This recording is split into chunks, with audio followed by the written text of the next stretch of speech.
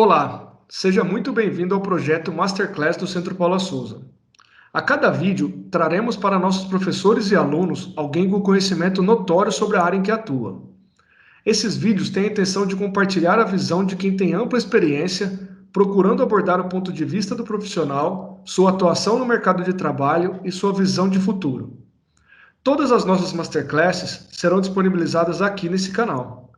Para o projeto piloto da Masterclass CPS, trouxemos o professor Sandro Valérios, que nos trará dicas sobre gravações de videoaulas. Sandro é professor há 25 anos, graduado e licenciado em Tecnologia de Processamento de Dados pelo Centro Paula Souza, pós-graduado em Novas Tecnologias pelo IBRA e atualmente mestrando em Educação pelo Mackenzie. É professor e coordenador de projetos para EAD no Centro Paula Souza e tutor na Universidade Presbiteriana Mackenzie nas faculdades de EAD de Ciência e Informação e Ciências Sociais e Aplicadas. Seja muito bem-vindo, professor Sandro. Oi, Lohan, muito bom estar aqui, viu? Eu quero compartilhar então com o pessoal um conhecimento que adquiri ao longo dos anos. Sou da área de tecnologia e por isso sempre tive um apreço.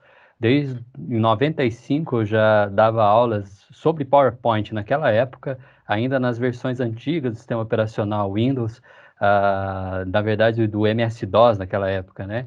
Então sempre vim caminhando, né? Hoje em dia se tornou, quando eu falo hoje, eu falo agora, nesse tempo que a gente está vivendo, se tornou um pouco notório esse tipo de conhecimento e eu tenho podido ajudar muita gente, bastante professor, e por isso que é bom estar aqui, porque dentro do Centro Paula Souza esse tipo de informação propaga com uma força muito maior. E para ajudar então os professores, eu quero mostrar com essa instrução que usando o computador que ele tem em casa, utilizando aí o Office 365 que ele já tem, é possível gravar boas videoaulas, é possível fazer boas videoaulas, um conteúdo de qualidade para ele poder colaborar com os alunos. E a gente vai começar falando então primeiro do ambiente. O ambiente onde você grava a sua videoaula é muito importante. E precisa ser separado com cuidado. Pensado como? A sala, o quarto, o lugar onde você vai gravar, por exemplo, é bom que não seja um cômodo muito vazio, para que não tenha muito eco. Então, escolha um cômodo da sua casa que possui móveis, em geral, uma estante, sofás. Esse tipo de ambiente faz com que o som propague muito menos e, por isso, dá muito menos eco, menos som de salão, né? Principalmente se ele for utilizar o microfone do próprio computador, do próprio notebook. Um outro cuidado que ele tem que ter é com a iluminação. Escolher um lugar onde tem uma luz natural é sempre bom. Uma luz que venha de frente para com ele quando ele estiver gravando. Então, a luz ela precisa cobrir o rosto da pessoa, a pessoa precisa ter essa luz atingindo ela de frente, que é o ideal. Mas se não tiver uma luminária, dependendo onde a gente mora, às vezes tem até uma janela, mas a luz que chega não é tão forte, é prédio, é paredes encostadas, então você não tem aquela luz forte do sol, né? Então uma luminária simples já pode ajudar, já pode melhorar bem para o espectador depois poder assistir esse vídeo. Aqui mesmo eu estou usando uma luz natural, não estou usando, desculpa, aqui mesmo eu estou usando uma luz artificial, estou usando aqui uma lâmpada que está me iluminando. Uma outra preocupação também que a gente tem que ter, quando eu falei do som, esqueci desse detalhe, é que o horário que você grava também pode influenciar. Existem horas do dia em que é mais complicado. Aí cada um é no seu contexto. Você mora numa avenida, você mora num parque, você mora próximo a um parque, dependendo de onde você mora, os horários podem ter picos de ruídos que são muito altos e é bom você evitar esses horários. Bom, e por fim, o cenário. Aquilo que está atrás de você é importante também. Então, escolha você fazer uma videoaula, por exemplo, com alguma coisa no fundo que não é muito adequado, um varal de roupa estendida, sei lá, alguma parede rachada, algo que não fique não fique visualmente atrativo ou que possa gerar curiosidade. A pessoa para ver o que está acontecendo atrás de você e não presta atenção na aula, que é o mais importante. Então, é por isso mesmo não escolher cenários abertos, né? Se você estiver filmando assim atrás de você aparecendo a rua, por exemplo, pode aparecer um carro, pode aparecer alguém pedalando uma bicicleta e isso acabar tirando a atenção de quem está te assistindo. Uma outra preocupação que você tem que ter é a linguagem. O seu aluno não está mais na sala de aula te vendo e interagindo com você. Quando isso acontece, há uma dificuldade já de linguagem, porque somos de gerações diferentes. Eu dou aula por ensino médio, então a faixa etária do ensino médio está muito distante da minha faixa etária. Então, eu tenho a minha filha caçula está se formando no ensino médio, então já tenho filho que está na faculdade. Então, a linguagem meio que mudou. E isso a gente vive bem, por quê? Porque estamos de frente, estamos conversando, a gente tem outras linguagens, linguagem corporal, a gente tem um feedback dos olhos do aluno, da cara que ele faz. Então, se a gente usa uma palavra muito estranha, a gente percebe, na hora a gente remenda e já usa uma palavra talvez que tenha um significado mais contemporâneo. Então, você dá um jeito na linguagem quando você está ali conversando com o aluno e está percebendo, você corrige isso. É fácil do professor perceber quando ele não está sendo entendido. Mas quando você está gravando uma videoaula, você não tem esse feedback. Então, por isso você tem que antecipar e se preocupar com a linguagem um pouco antes.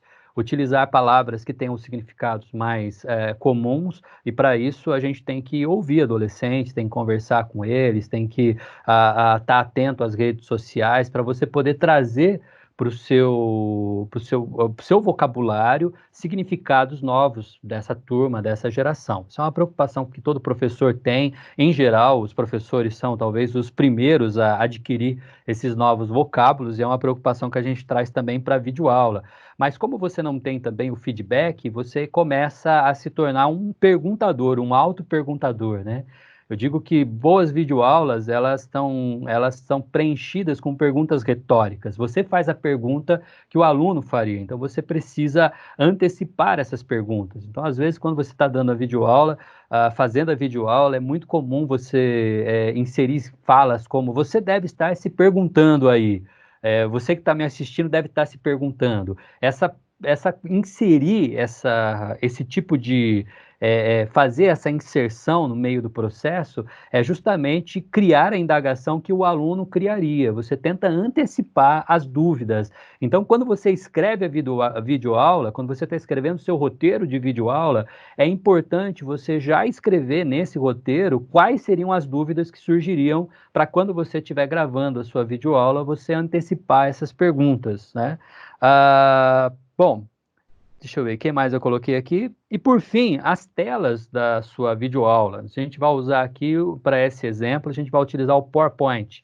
O PowerPoint, ele é uma ferramenta muito boa, ela já tem décadas de uso e tem sido usado largamente em todas as áreas aí da comunicação e principalmente na sala de aula, né? E o professor que usa PowerPoint talvez esteja acostumado, né, com talvez algum tipo de PowerPoint que na sala de aula faz todo sentido ou pode até colaborar, porque justamente ele está ali interagindo. Agora que ele está olhando, o aluno vai estar olhando para uma tela e ouvindo o áudio do professor no fundo, talvez essa tela seja um complicador. Então, eu aconselho nas palestras que eu dou, nos treinamentos que eu dou sobre comunicação visual através do PowerPoint, eu sempre insisto que é momento de retirar os textos, você trabalhar mais com os tópicos focados. Mas e o assunto? Eu gosto muito de uma autora, o Lohan, que chama Nancy Duarte. Ela é norte-americana e tem uma empresa chamada Duarte Produções, especialista em fazer slide. Imagine só, ela só tem uma empresa que só faz isso. E tem clientes bem fraquinhos, tipo Google, HP, Apple, esse pessoal contrata o serviço dela. E ela escreveu um livro chamado Slideologia, né? Nesse livro, ela trata esse assunto, e ela diz que PowerPoints que possuem textos para serem narrados, na verdade, não é um PowerPoint, é um DocPoint. É o documento da aula, né? Era o antigo Word da aula, que foi dado lá um Ctrl+C, um Ctrl+V, e uma formatada para ele ficar na tela do PowerPoint. E isso pode ser bom para o professor da aula, porque ele tem um guia para ele poder dar aula, mas não é bom para o aluno que assiste. Para o aluno que assiste, isso é um trânsito bem complicado. E aí eu queria mostrar o que eu fiz com essa aula, Lohan, uma aula que eu preparei. Ela é uma aula que fala da história do HTML. O objetivo não é ensinar sobre a história do HTML, por isso não se incomode em aprender sobre isso, mas é a gente usar o roteiro dessa aula para mostrar como a gente pode fazer uma aula através do PowerPoint, seguindo esses detalhes bem simplesinhos. Posso mostrar aqui, Lohan? Eu preciso... Fica Já à estou vontade. com o controle ou... Você precisa solicitar o controle. Aqui, compartilhar minha tela. Agora, assim. Pronto? Isso. Pronto. Ótimo. Tá vendo meu HTML aqui? Sim, sim. Ótimo. Então, olha só, gente, esse HTML é justamente um modelo antigo que eu transformei ele para uma aula. Eu deixei ele sem muita coisa assim de imagem, para vocês perceberem que o mais básico possível é eficiente para uma aula. Aqui eu poderia colocar imagens de internet, imagens, alguma coisa no fundo também, mas vamos trabalhar com ele num plano bem simplesinho aqui, porque o objetivo não é ensinar a fazer PowerPoint, mas usá-lo como ferramenta, ok?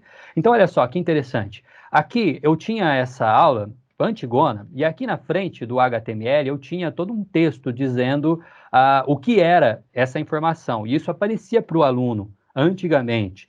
E olha só o que eu fiz. Eu tirei o texto e colei aqui embaixo em anotações, para que eu continue tendo o meu roteiro como professor, mas o aluno só vai visualizar um apontamento. Essa aqui é uma aula, eu peguei ela porque ela tem uma estrutura que ela pode ser usada para qualquer tipo de aula. Dá para a gente usar essa estrutura aqui para uma aula de português, para uma aula de história, principalmente uma aula de história, porque eu estou simulando aqui uma linha do tempo. Então eu construí esses slides baseado nesse princípio. Ele começa com uma tela apenas dizendo o título da matéria, o nome do professor aqui no canto, e aí eu deixei o e-mail do professor também, no caso, um e-mail fictício meu aqui.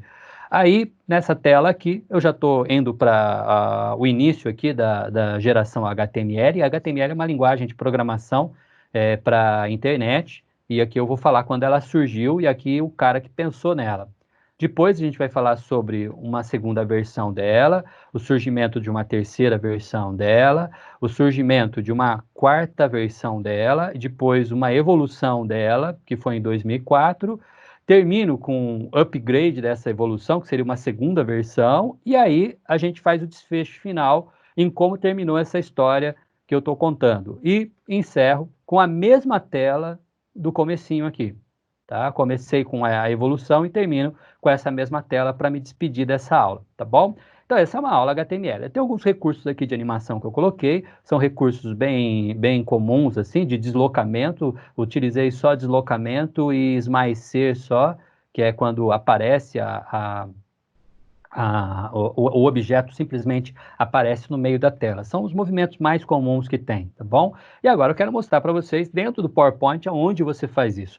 Na versão Office 365, antigamente havia um plugin que a gente tinha que instalar, que era o Office Mix, agora ele veio migrado já para o 365, então se você tem o PowerPoint instaladinho aí na sua máquina, atualizado para a versão Office 365, agora essa de 2019, você tem esse botão, gravar apresentação de slides. Gente, é a coisa mais fácil do mundo. Esse botão vai te remeter para um cenário de gravação, é um cenário de gravação onde você tem alguns controles, né? Você tem aqui embaixo aqui um controle de áudio e atrás do controle de áudio aqui do lado um controle de vídeo. Eu não vou conseguir acionar o controle de vídeo dele porque eu já estou usando a câmera para a gente estar fazendo essa masterclass. Então não dá para usar a câmera em dois lugares, mas você pode habilitar e a câmera vai aparecer como um pipezinho no canto direito aqui inferior. E você vai poder visualizar. E você pode habilitar isso de slide para slide. Num slide você usa, no outro slide não. Outra coisa legal que a gente tem aqui é que você tem alguns mecanismos aqui para poder destacar textos. Você pode não só destacar, como pode também colocar um ponteiro um ponteiro de laser para o seu aluno seguir. Aqui ele é só uma luzinha que segue, né, a aula, e aqui se eu clicar, ele risca, tá vendo? E dá para você apagar isso também, tá? Você pode apagar isso. Mas o interessante é que quando você risca, você grava a aula riscando. Então, se você faz um comentário, faz um apontamento, aqui neste local, e aí o risco sai junto com a sua voz. Então, é um recurso muito bem usado. A única dificuldade dele é que com o mouse, eu não sei se você tem essa facilidade, Lohan, mas com o mouse eu não consigo fazer uma linha reta, então eu não uso muito esse recurso. Mas se você tiver uma mesa digital, a mesa digital ela te proporciona um risco mais firme, né? E aí você tem também esse marca-texto aqui, que como você vai seguir a minha dica e não vai preencher de texto o seu PowerPoint, você vai pouco usar esse marca-texto, ok? A outra coisa interessante que nós temos aqui é as anotações. As anotações que eu falei para você, elas aparecem aqui e só para você. Então você tem aqui um conteúdo bem legal para você poder narrar a sua aula, ter aqui uma orientação, um guia para você saber o que você vai narrar e ao mesmo tempo gravar essa aula. Uma outra coisa que eu faço, eu vou sair aqui rapidinho da gravação. Que é aqui em arquivo, quando eu vou trabalhar, eu trabalho com palestras semanalmente, são uma média de no mínimo 2 palestras por semana que eu estou ministrando em algum lugar. E eu utilizo muito PowerPoint para me auxiliar nas palestras. E o que eu faço? Eu imprimo meu PowerPoint utilizando esse recurso aqui, ó. Slides, você pode imprimir ele imprimindo a anotação para você ter, mas no caso você já viu que você tem a anotação ali, então isso aqui não é muito preciso, não precisa tanto, você vai economizar folha se fizer isso que eu vou fazer aqui, ó. Utilizar esse formato de slide, onde você tem 3 slides por página, com a lateral para anotação. Eu imprimo isso aqui e anoto as perguntas que os alunos podem fazer, faço comentários, faço algo que vai agregar a minha aula antes de gravar a aula. Então, quando eu estou gravando a aula, eu tenho 2 informações. E quando eu vou dar palestra, eu também gravo. Aliás, eu imprimo, na verdade, esse modelo e anoto nesse modelo aí as minhas falas na palestra. Geralmente, uma palestra minha aí de 50 minutos demanda 10, 12 folhas de Word impressa. Então, eu preciso achar um mecanismo, né, que reduza todo esse conteúdo em tópicos para eu poder fazer a palestra sem precisar de fazer tanta pausa para recuperar um pouco do fôlego intelectual. Então, esse é um recurso muito bom. Então, vamos lá, apresentação de slides, voltando aqui para gravar essa apresentação. Então, vou ativar aqui as notificações, que é o que me interessa, vou voltar aqui para a minha primeira página, e aí basta a gente começar a gravar, tá bom? Quando você clicar aqui, o seu computador passou a se transformar numa máquina de gravar o que você fala e o movimento dos seus slides. Você vai movimentar os seus slides utilizando essas setas aqui, ou até mesmo a seta do seu teclado, tá bom? Então eu vou gravar aqui, eu vou pedir para você não prestar atenção no conteúdo dessa aula, enfim, tá? Mas apenas no processo que a gente vai fazer, ok? Então vamos lá. Aí o pessoal que é da área de informática, me perdoem aí, tá? O falar sobre HTML, tenho certeza que você terá críticas, mas como eu disse, o objetivo não é ensinar HTML, mas a como gravar essa aula. Vamos lá, então. Agora eu vou ficar sério aqui, tá, Lohan? A gente vai gravar.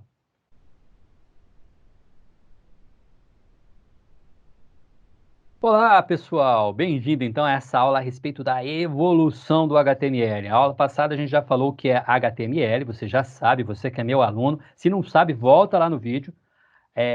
Hypertext Markup Language, ou a linguagem de marcação de hipertexto, que é o que a gente vai aprender agora. Sobre a sua história, como ela surgiu, ela não caiu do nada aí no quintal da casa de alguém, tá bom? Ela não foi algo descoberto que já existia, ela teve que ser criada mesmo. E o camarada que criou isso em 1980, esse aí que tá na foto, esse bonitão aí, ó, o Tim Berners-Lee, ele que teve a ideia, ele não quis criar, na verdade, uma linguagem, a única coisa que ele estava tentando fazer era um processo de poder controlar suas anotações, coisas que ele fazia, ele estava tentando criar um instrumento para controle mesmo, e aí ele descobriu a marcação de hipertexto podia ser utilizada para mais coisas, e migrou isso, então, para o World Wide Web, para a nossa internet. E em 1990, então, surge aí o HTML 1.0, que era bem simplesinho, não tinha muita coisa, e em 95 ele ganhou aí uma upgrade, tá? E ele cresceu um pouquinho, mas por um grupo diferente. Essa versão 2 aí, ela foi criada por um pessoal chamado Workgroup, uma turminha que se juntou para dar uma melhoradinha na HTML. O Tim Berners-Lee não gostou muito não, e ele criou um pessoalzinho que criou um grupo aí chamado, né, W3C, né, é um consórcio da World Wide Web, W3 é de World Wide Web e C de consórcio. E aí ele lançou no mesmo ano a versão 3 do HTML, melhorada também. E aí ficou uma certa, toma lá da cá, né? A W3C acabou lançando uma nova versão em 97, que foi a versão 4 do HTML, que funcionou bem por um bom tempo, até que em 2004, aquele pessoal do WC juntou aí uma turminha legal aí da Fox, da Mozilla, né? Da Mozilla Fox, da Opera e da Apple. Eu catei aqui os ícones dele daquela época, tentei procurar o mais antigo, só o Opera, que não tem muita coisa velha deles na internet, mas tá aí o que eles têm aí para vocês localizarem quem são. E eles chamaram de WhatWG. Então ficou aí, esse pessoal criou o XHTML. Foi uma extensão do HTML que ficou muito bom. Eles começaram a trazer recursos muito legal e em 2007 lançou mais uma versão aí, a 2.0. Mas o que aconteceu você não podia imaginar. A W3C e a WhatWG se juntaram em 2008, lançaram o HTML5, esse super HTML, que integrado ao CSS, integrado também a JavaScript, que está no ar até hoje. É isso mesmo, gente. Mais de 10 anos esse negócio está funcionando e funcionando muito bem, e é uma linguagem muito utilizada hoje em dia, tá bom? E com isso a gente encerra, gente. Muito, mas muito obrigado mesmo, foi muito legal. Eu estou esperando as suas dúvidas, eu espero que você entre em contato comigo para contar aí o que você achou dessa aula. Curte esse vídeo, compartilha e vamos que vamos. Até mais, pessoal. E parei a aula. Tá aí. Tá gravada essa videoaula. Perceberam? Eu fui de uma vez só, tá bom? Mas se você perceber que algo não ficou legal, uma vantagem muito joia, você pode voltar aqui na sua aula, tá? E você pode ver como é que ficou aqui um trecho da sua aula. Eu vou dar um play aqui só para você ver só nesse slide.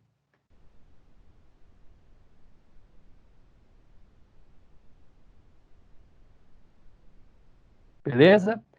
Então é isso. Você pode cancelar só essa parte, tipo, excluir só essa parte que você não gostou, ou você pode remover tudo e começar do zero, tá? Você que escolhe aí como você quer fazer. E aí, se você pode gravar slide por slide, inclusive, se achar melhor. E com isso você encerra. Agora entra só a parte mais demorada aqui, que agora que a aula está gravada, você vai perceber que ele tem aqui os movimentos aqui salvos, então você vai simplesmente é, produzir agora essa aula aí, gravando ela aqui, ó, salvar como, e aí você usa o MP4, e aí a gente vai salvar essa aula, ela vai dar um tempinho aqui para gravar isso aqui, vai rodar aí o temporizador.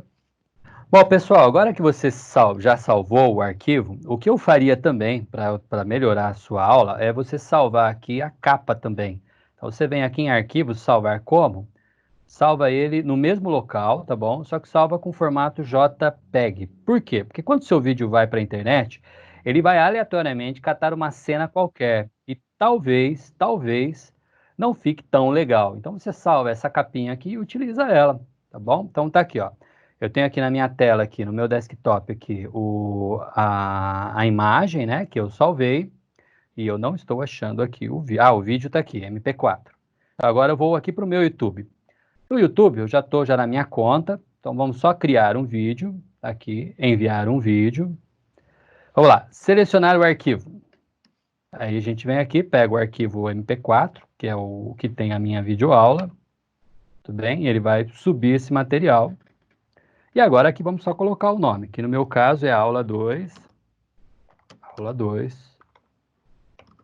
História do HTML. E aqui você pode fazer uma descrição, tal. E aqui a miniatura, ó, que eu falei para vocês. Então tá aqui, ó, HTML, JPEG, vai ficar essa capa do seu vídeo. Quando alguém for no seu canal de internet, vai achar essa capa aqui. O legal é você manter a mesma cor de todas as capas de aula, assim quando o aluno entra no seu canal, ele localiza com facilidade. E se for o caso, crie uma playlist aqui, ó, para você, uma nova playlist HTML. E aí todos os vídeos sobre esse assunto, você joga nessa mesma playlist, tá vendo? Tá aqui. E pronto. Deixa eu tirar aqui o Lohan da frente e próximo. E o vídeo já aqui. Não é conteúdo para criança, é bom informar isso. Tá algumas restrições do YouTube, tá? Que não é o nosso caso. E aí, próximo. Próximo e salvar a público. É um vídeo público, tirando o Lohan da frente aqui. O seu pipezinho fica bem na frente, Lohan. E aí é só publicar o vídeo, tá bom? Tá aí, é só você ir respondendo as informações, não tem dúvida nenhuma. Você já tem o link aqui do vídeo, ó, para você enviar por e-mail para os seus alunos. Embora, se eles já estão te seguindo na internet, eles já vão ver também esse material aqui, já vão perceber. É facinho, não tem erro nenhum. Ó, você pegar o link aqui, colar, ó, o pessoal já vai acessar o seu vídeo e já vai ter acesso, se ele já foi processado, tá? Ele demora um pouquinho, mas acredito que esse aqui era pequenininho. Olha lá, tá aí o vídeo. Lohan, isso aí, camarada, terminamos. Posso devolver o controle para Ótimo. você aí? Pode devolver. Vamos lá, voltou. Hum, Isso aí, professor. Agora eu tenho algumas perguntas aqui. ok. Vamos lá para a primeira pergunta. Sabendo que os professores estão mobilizados para prepararem suas aulas, visto que ambiente, apresentação, local, enfim, tudo mudou, esse material pode ser aproveitado no futuro de alguma forma? Ó, Lohan, eu entendo que sim, porque todo material produzido, ele sempre tem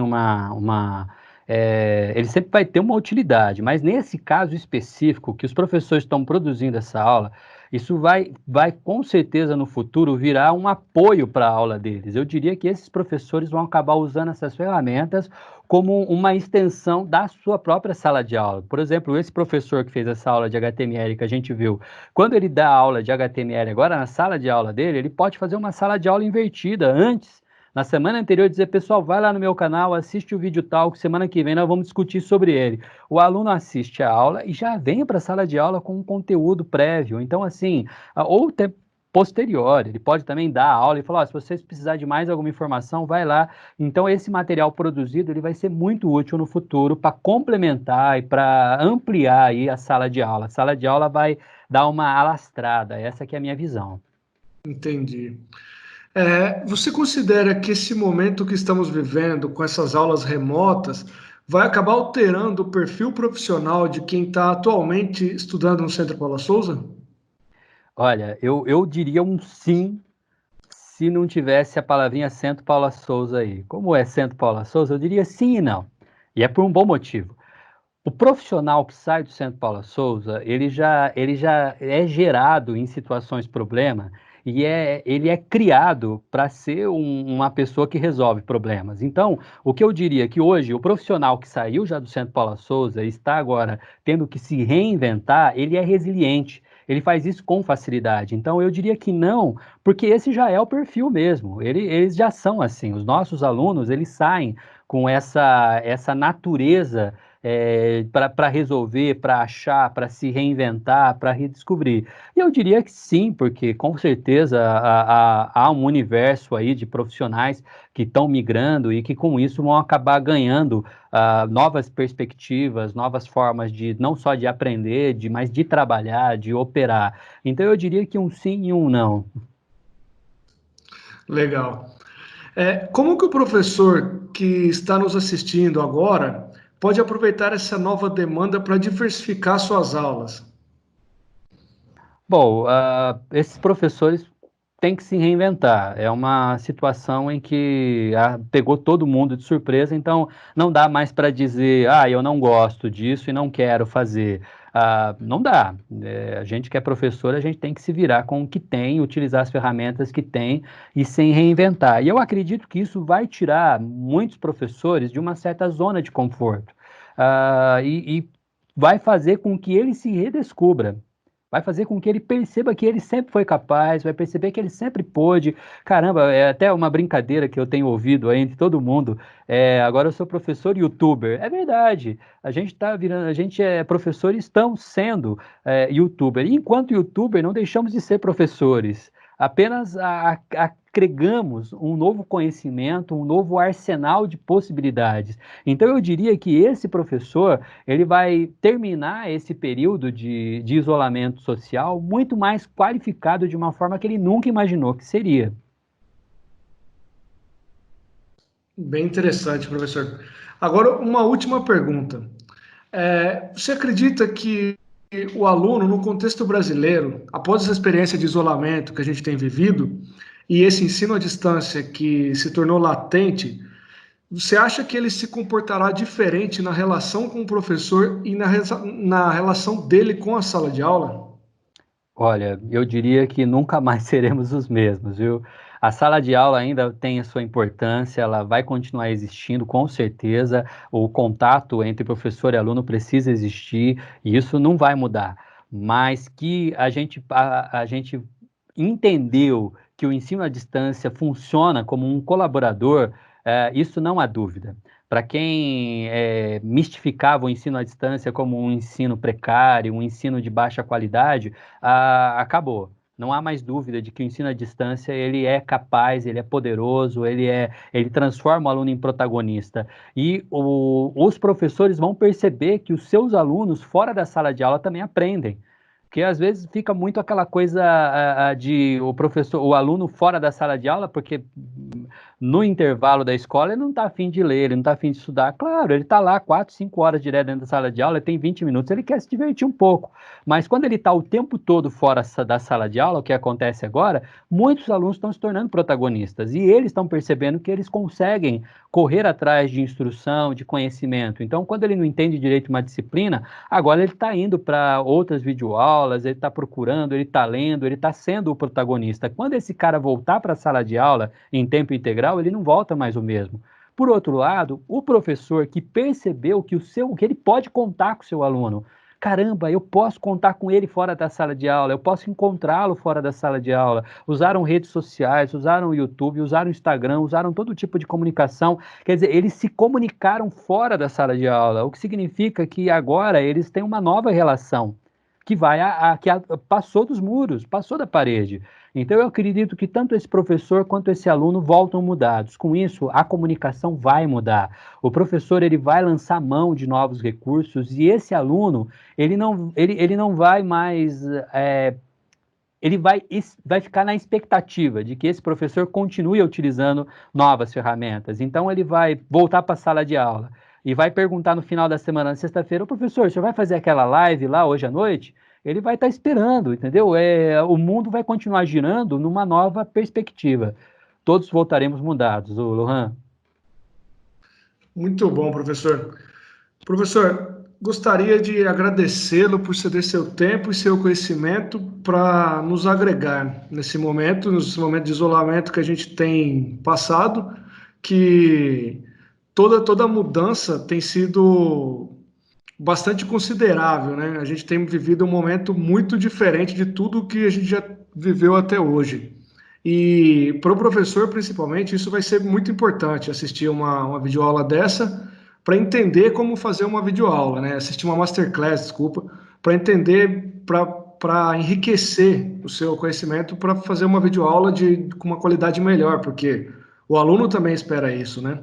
Então, Verdade. novamente, gostaria de agradecê-lo por seu tempo e uma informação para quem está interessado em montar suas videoaulas em casa e quer mais dicas sobre como fazer isso, o professor Arthur Clayton Giovanelli, da CETEC Capacitações, também preparou um material autoinstrucional que ensina a utilizar diversos recursos do PowerPoint, e do Excel, do Word, do Forms e do YouTube. Todos eles muito úteis para a elaboração e divulgação de materiais de estudo aos alunos. Então, para quem tiver interesse, é só procurar pelo material do professor Arthur. Tá bom? Então é isso. Por hoje é só. Até mais. Até mais, professor.